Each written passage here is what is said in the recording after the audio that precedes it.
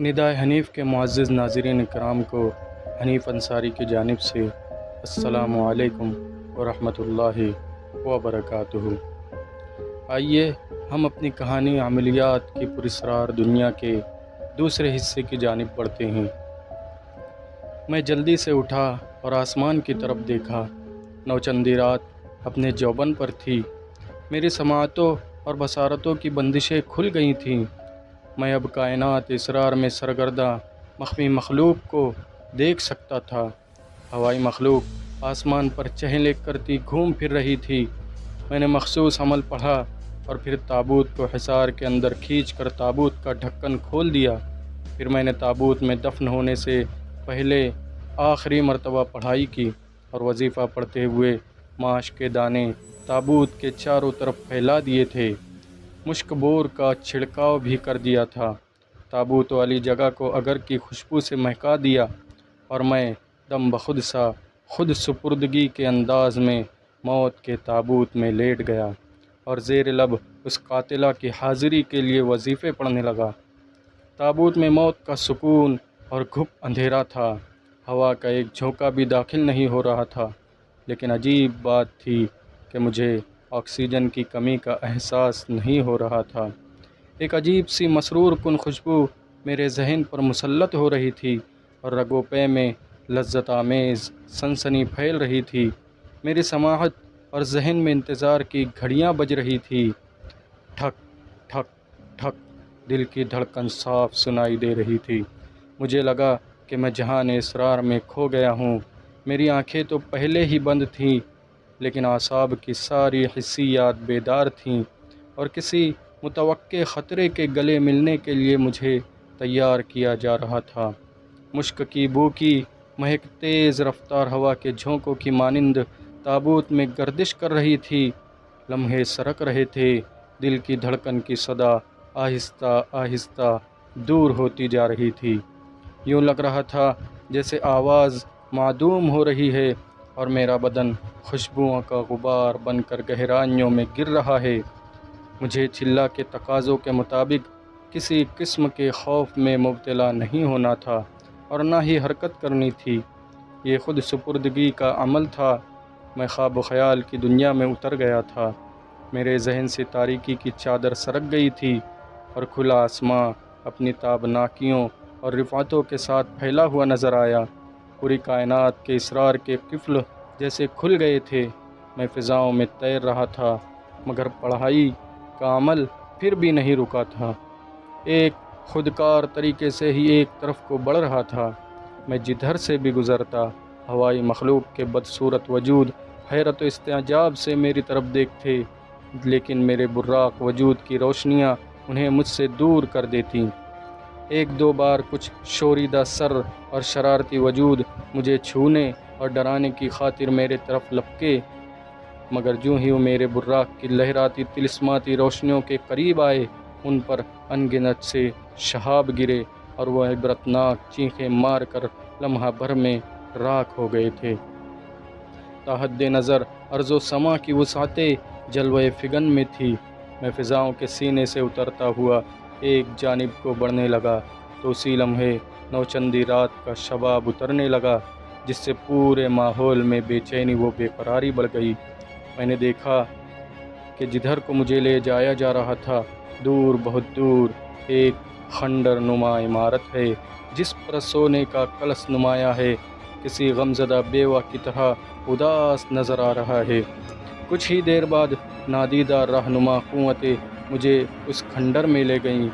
میں قریب پہنچا تو یہ ایک مندر کی عمارت تھی جس پر کائی اور مکڑیوں کے جالے جال کی طرح پھیلے ہوئے تھے۔ مندر سے باہر انسانوں کی کھوپڑیاں اور ہڈیاں بکھری پڑی تھیں۔ مندر کی عمارت ناگوار بو میں سانسیں لے رہی تھی۔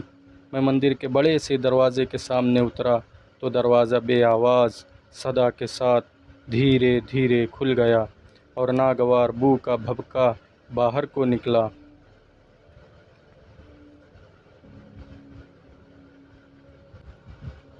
میں دروازے کے اندر داخل ہوا۔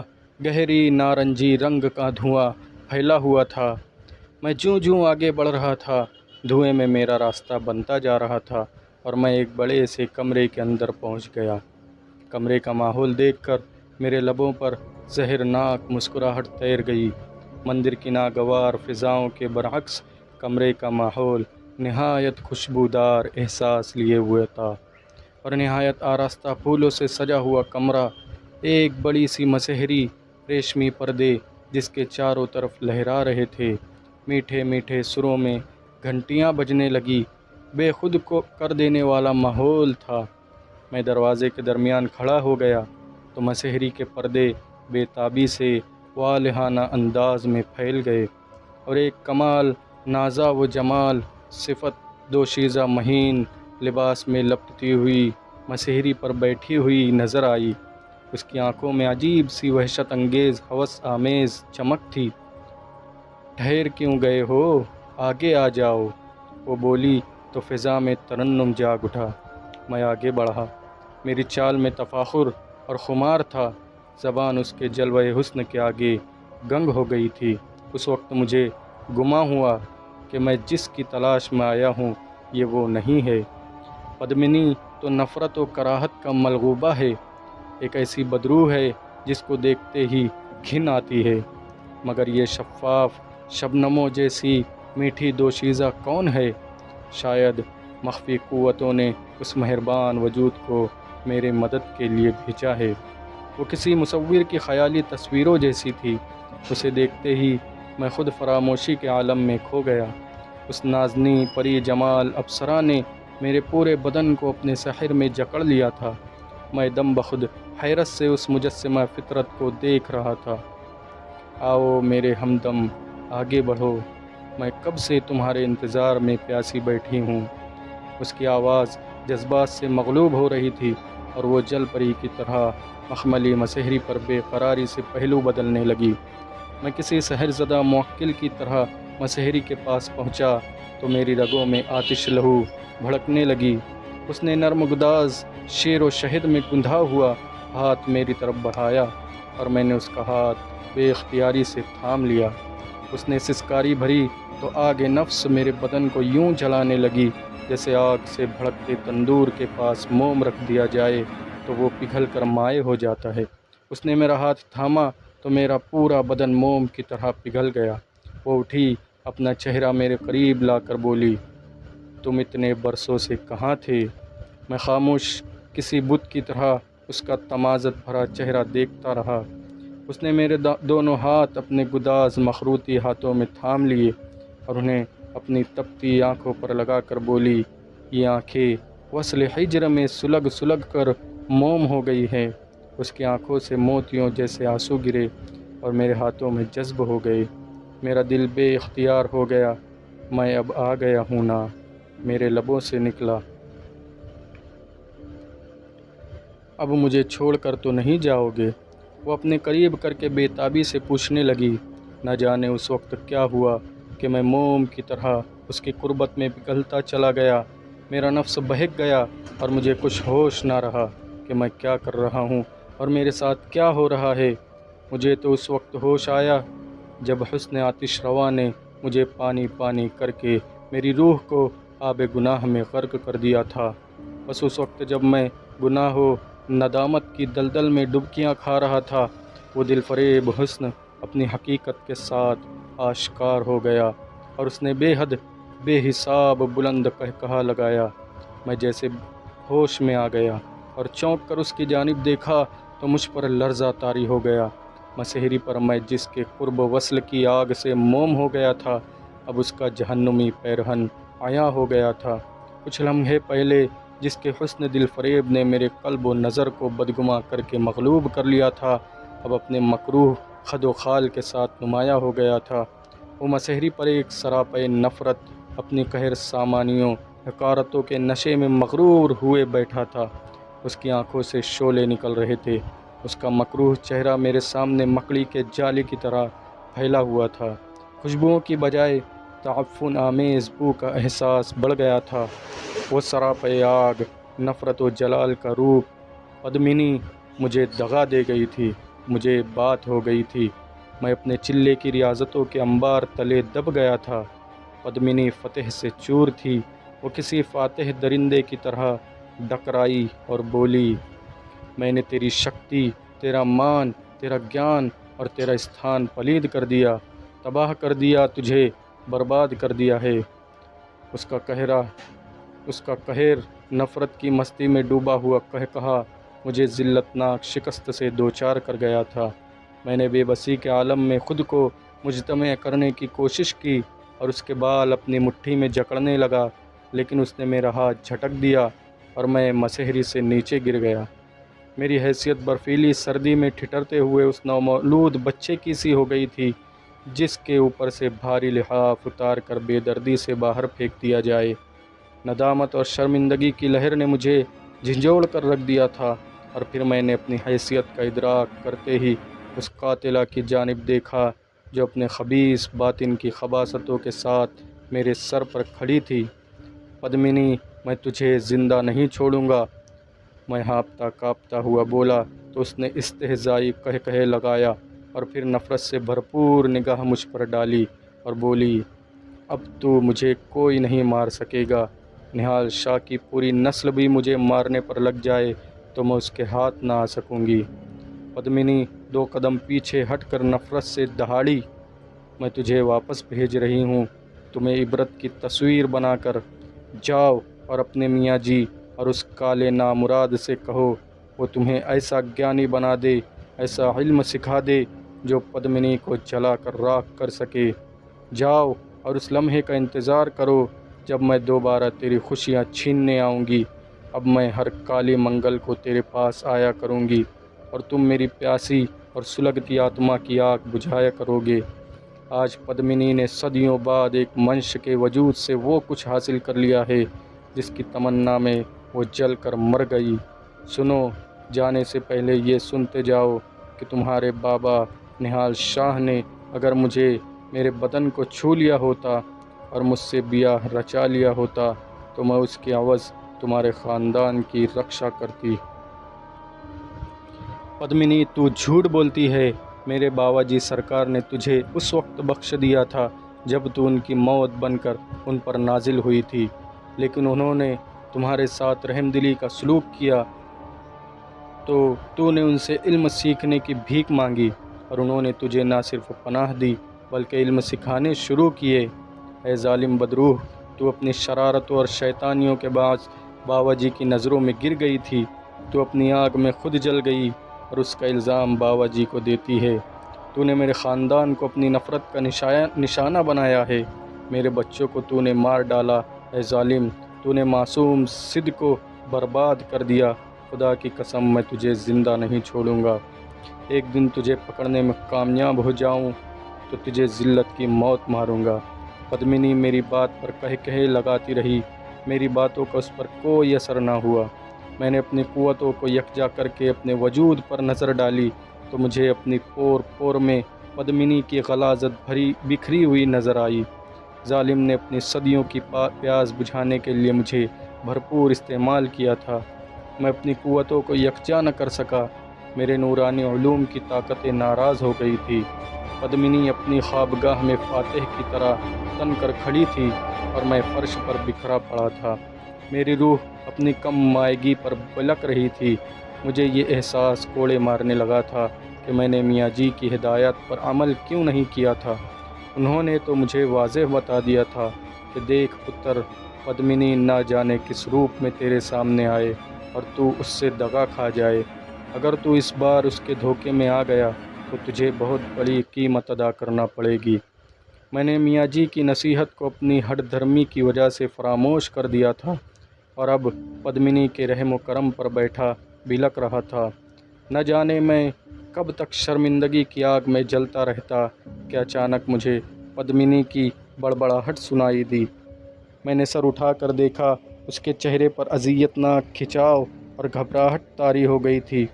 اسی لمحے ایک نورانی ہیولا اس کے سامنے آ کھڑا ہوا تھا، اس کے ہاتھ میں ایک لمبی سی چھڑی تھی جس کی نوک سے آگ کا شعلہ نکل رہا تھا۔ ہیولے نے چھڑی کی نوک پدمنی کی طرف کی تو پدمنی نے دل خراش چینخ ماری، اشرف میاں، اگر تو نے مجھے جلایا تو میں تیرے ناگی کو مار ڈالوں گی۔ پدمنی نے کربناک آواز میں کہا تو ہیولے نے چھڑی فضا میں روک لی اور اس کا رخ اوپر کر دیا۔ پھر ایک بھاری بھرکم آواز گونجی، بدبخت، تو نے اس کو اپنی غلاظت کے جال میں پھانس لیا ہے۔ آج میں تجھے جانے دے رہا ہوں، صرف اس کی زندگی کی خاطر۔ پھر دوبارہ کبھی اس کو تنگ کیا تو اسی وقت جلا کر راکھ کر دوں گا۔ ہیولے کی آواز میں اس قدر دبدبا تھا کہ پدمنی جھرجھری لے کر رہ گئی اور آنن فانن نظروں سے اوجھل ہو گئی۔ بس مجھے اتنا یاد ہے کہ اس کے بعد ہیولا میری طرف بڑھا تھا۔ اس نے چھری میری طرف بڑھائی تو میرے ذہن کو زوردار جھٹکا آیا، یوں لگا جیسے میرا وجود غلاظت سے باہر نکل آیا ہو۔ میں زوردار چینخ مار کر اٹھا تو میرا سر کسی سخت چیز سے ٹکرایا۔ میاں جی! میں نے آنکھیں کھولی تو میرے گرد گھپ اندھیرا تھا اور میرا پورا بدن مردے کی طرح تنگ سی جگہ پر اکڑا پڑا تھا۔ مانوس خوشبوئیں میرے گرد ہنوز پھیلی ہوئی تھی۔ اسی لمحے ڈھک سے میرے اوپر کوئی ڈھکن سا اٹھا تو مجھے یاد آیا کہ میں تو تابوت میں قید ہو کر پڑھائی کر رہا تھا۔ تابوت کا ڈھکن کھلا تو دیے کی روشنی میں دو وجود کھڑے نظر آئے۔ ناگی باہر نکلو! میاں جی کی آواز سنائی دی۔ لے تو میرا ہاتھ تھام لے۔ دوسرا وجود استاد مراد کا تھا۔ اس نے ہاتھ آگے بڑھایا، تابوت سے باہر نکال کر بولا، میرے کاندھے پر ہاتھ رکھو، کہیں گر نہ جانا۔ مجھے بے حد نفقاہت محسوس ہو رہی تھی۔ شکر کر زندہ بچ گیا ہے، میاں جی نے گھمبیر آواز میں بولے۔ آپ کا شک صحیح نکلا تھا میاں جی، استاد مراد نے کہا تھا۔ اسے بہت سمجھایا تھا کہ مجھے ساتھ لے چلو، مگر اسے اپنی پراسرار طاقتوں پر بہت گھمنڈ تھا۔ استاد مراد اور میاں جی مجھے بڑی مشکل سے آستانے پر لے کر آئے تھے۔ سحری کا وقت ہو چلا تھا، مجھ سے تو چلا بھی نہیں جا رہا تھا، میں نیم بے ہوش تھا۔ انہوں نے مجھے آستانے کے اندر لٹایا اور میرے کپڑے اتار کر میرے بدن پر مختلف عملیاتی تیلوں کی مالش کرنے لگے۔ یہ مانوس سی بو تھی۔ مجھے یاد آیا کہ برسوں پہلے میں نے استاد مراد کو جب اس طرح کے تیلوں سے مالش کراتے دیکھا تھا تو مجھے گھن آنے لگی تھی، لیکن آج میرے بدن کو پدمنی کی نحوست سے پاک کرنے کے لیے عملیاتی تیل سے مالش کی جا رہی تھی۔ مجھے یاد ہے کہ استاد مراد اور میاں جی نے سورج طلوع ہونے تک عملیات اور دھونیوں کے ذریعے میرے ہوش قائم رکھنے کی کوشش کی تھی۔ میاں جی نے استاد مراد سے یہ کہا تھا، سورج پھوٹنے سے پہلے پہلے اس کو ہوش میں لانا ہے، اگر یہ بے ہوش ہو گیا تو پدمنی کا خوف اس کے ذہن میں پنجے گاڑ کر بیٹھ جائے گا۔ لہٰذا انہوں نے سورج نکلنے سے پہلے مجھے مکمل ہوش دلا دیا۔ استاد مراد اور میاں جی نے پورا دن مجھے اپنے پاس رکھا اور مجھے عملیات کی پراسرار دنیا کی اونچ نیچ سے آگاہ کرتے رہے تھے۔ انہوں نے کہا تھا، ناگی یہ بات ہمیشہ یاد رکھنا، اندھے جذبات، غصہ اور بے شعوری سے عامل کو بچنا چاہیے۔ چلے کے وقت کبھی خلاف علم حرکت نہیں کرنی چاہیے۔ چھوٹے موٹے علم میں بھی عامل کی گستاخی اور بے پرواہی برداشت نہیں ہو سکتی۔ میں اس روز بے حد رنجیدہ بھی تھا اور میرا خون بھی کھول رہا تھا۔ میں نے میاں جی سے صاف صاف کہہ دیا تھا، میاں جی میں پدمنی کو معاف نہیں کر سکتا، وہ میری خوشیوں کی قاتل ہے، میں اپنی جان قربان کر کے بھی آنے والی نسلوں کو اس کے قہر سے بچاؤں گا۔ پہلے تجھے عملیات کی تعلیم مکمل کرنی ہوگی، میاں جی نے کہا۔ تمہیں علوم پر دسترس ہوگی تو تبھی اس خرافہ کو پکڑنے میں کامیاب ہو سکو گے۔ دیکھو علم تو ہمارے پاس بھی ہے، لیکن بعض حالات میں ہماری قوتیں بے بس ہو جاتی ہے۔ میاں جی نے اس کی وجوہات سے مجھے آگاہ کیا اور مجھے احساس ہو گیا کہ جب انسان دو کشتیوں کا سوار ہو تو اس کے ڈوب مرنے کا امکان بھی ہوتا ہے۔ ایک وقت میں کالے علم اور نوری علم سیکھنے والوں کا یہی حال ہوتا ہے۔ اگر ایک عامل صرف نوری علوم حاصل کرے تو گندی قوتیں اس پر غالب نہیں آ سکتی۔ کالے اور سفید علوم کے ملغوبہ سے استفادہ کرنے والا عموماً کالی قوتوں سے مات کھا جاتا ہے۔ اس روز میں نے فیصلہ کر لیا کہ مجھے اگر ایک بڑا اور کامیاب عامل بننا ہے تو مجھے نوری علوم پر دسترس حاصل کرنا ہوگی۔ میں نے میاں جی کو اپنے فیصلے سے آگاہ کیا تو وہ بے حد خوش ہوئے، البتہ رنج کے عالم میں کہا، کاش ہم نے بھی صرف نوری علم سیکھا ہوتا۔ میں میاں جی کی بات سمجھتا تھا، انہوں نے بھی خاندانی روایات کی طرح کالے علم اور نوری علم سے استفادہ کیا تھا۔ اس علم کے باعث ہی بعض اوقات وہ طاقت اور کالی قوتوں کو مکمل طور پر شکست نہیں دے سکتے تھے۔ استاد مراد نے میرے فیصلے کو پسند نہیں کیا تھا۔ اس کا کہنا تھا کہ میں سفلی اور نوری دونوں علوم سیکھنے کا عمل جاری رکھوں۔ اگرچہ اس وقت تک میں نے کچھ سفلی علوم بھی سیکھ رکھے تھے اور نوری علوم سے بھی رہنمائی لیتا تھا، لیکن ایک عامل کامل بننے کے لیے مجھے ایک کشتی پر سوار ہونا تھا۔ میرے سامنے پدمنی کی طاغوتی قوتوں کا ایک کوہ گراں تھا جس کو میں نے گرانا تھا۔ پھر میں نے فیصلہ کر لیا تھا کہ آخر ایک ایسی پراسرار قوت حاصل کرنے کا کیا فائدہ جس پر عامل کو پوری دسترس نہ ہو۔ میں نے دیکھ لیا تھا کہ دنیا میں صرف نوری طاقتیں ایسی ہیں جنہیں زوال نہیں آ سکتا۔ کالے علوم والا تو زندگی بھر عذابوں سے درچار رہتا ہے اور ذلتیں اٹھاتا ہے۔ میں نے نوری علوم اور عملیات کی راہ پر چلنے سے پہلے اپنی باطنی غلاظتوں کو دھونے کا فیصلہ کیا۔ میاں جی نے میری بھرپور مدد کی اور مجھے وہ روشن راہیں دکھا دی جن پر چل کر میں روحانی علوم کا ماہر بن سکتا تھا۔ میں آپ کی اپنی اس آپ بیتی میں ان علوم سے آگاہ کروں گا۔ یہ ایک لمبا صبر آزما اور کٹھن سفر تھا، مگر یہ تھا بہت ثمر آور۔ روحانی علوم کے لیے مزید رہنمائی کے لیے میاں جی نے اپنے خاندانی عامل جن ترتوش کو بھی بلایا تھا اور مجھے کئی مہینے تک اس کے سپرد کیا تھا۔ ترتوش کی نگرانی اور سرپرستی میں مجھے عجیب و غریب تجربات سے بھی گزرنا پڑا تھا۔ ٹھہریے، اب ضروری ہو گیا ہے کہ میں جہان عملیات کے اسرار بیان کرنے سے پہلے آپ کو اپنا مکمل تعارف کرا دوں اور اپنے اس خاندانی پس منظر اور حالات سے آگاہ کر دوں جن کی وجہ سے مجھے عملیات کی دنیا میں آنا پڑا۔